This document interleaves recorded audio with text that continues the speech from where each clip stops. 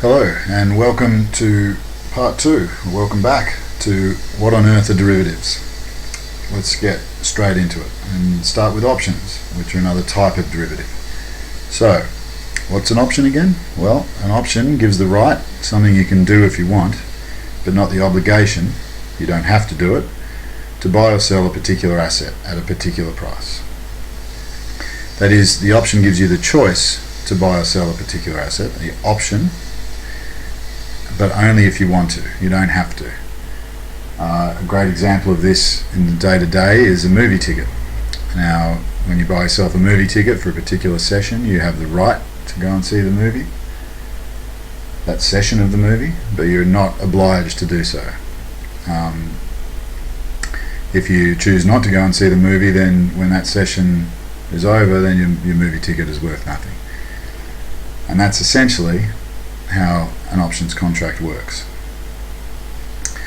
But let's continue our example with the guitars. We'll remember our participants from part 1.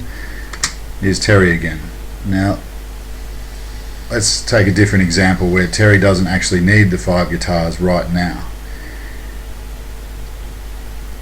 But he doesn't want to get stuck without them at some point in the future. So he goes to Sally again, who's our friendly neighbourhood guitar vendor, and he pays her some money for the right to buy the guitars at a certain point in the future. And the difference here is that this money does not buy Terry the guitars, only the right to buy the guitars in the future. And in this case, Sally would give Terry an options contract to buy the 5 guitars, and that contract between Terry and Sally once again has a certain value, just like the futures contract, and that value is derived from the value of the underlying asset, which in this case is the value of those 5 guitars. And there's that word again, derived, and that's where the term derivative comes from. If the value of the guitars goes up while Terry has his options contract, he'll have the right to buy them cheaper than the market value. Guitars have gone up, say they're worth now, those 5 guitars might now be worth $1,200, whereas Terry might have, in his options contract, bought the right to only pay $1,000 for those guitars. The guitars have gone up from $1,000 to $1,200. Well, now that options contract is worth more as a result, because Terry can buy those guitars cheaper than anyone else, and he could then sell them at a profit. But you can see that Terry's options contract is very different to Bob's futures contract, where Bob paid in full for the guitars, which were to be delivered in future. Terry has not yet paid for anything other than the right to buy the guitars before a certain date, and if he chooses not to exercise that right and buy the guitars, it only costs him what he paid for the options contract, which would have been a lot less than the price of the guitars. And that's it in a nutshell, really. I hope you're still with me. They're very popular options with investors for a lot of reasons. They are excellent risk management tools, and they're a good investment in their own right.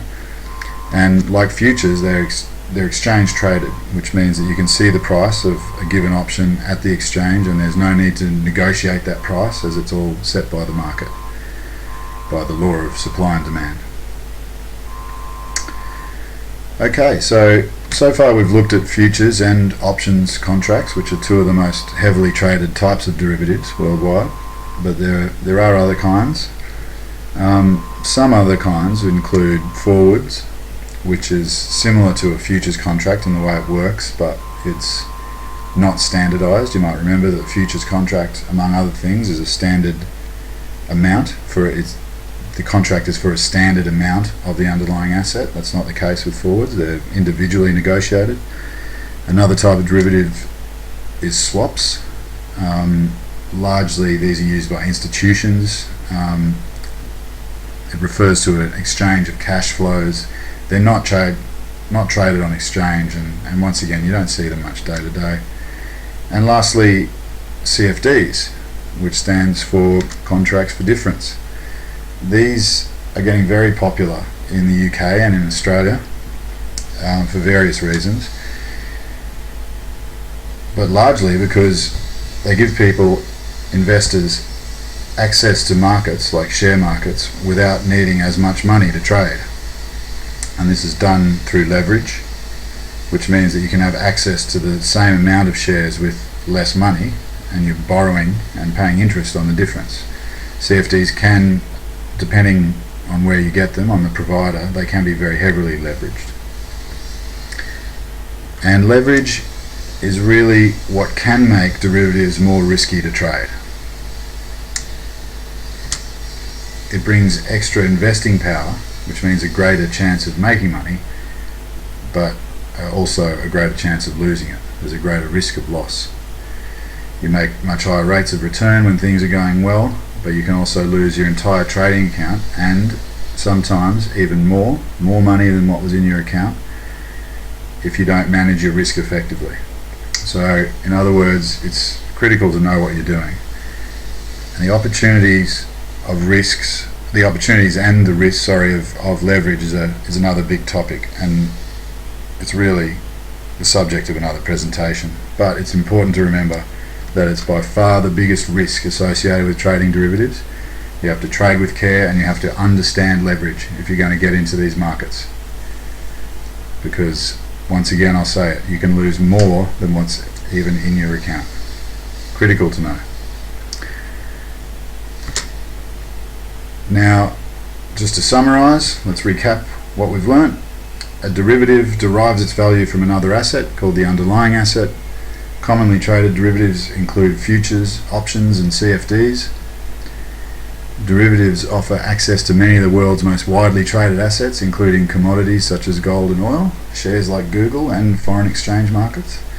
And derivatives generally involve high levels of leverage and should be traded with extreme care and an educated understanding of the risks involved.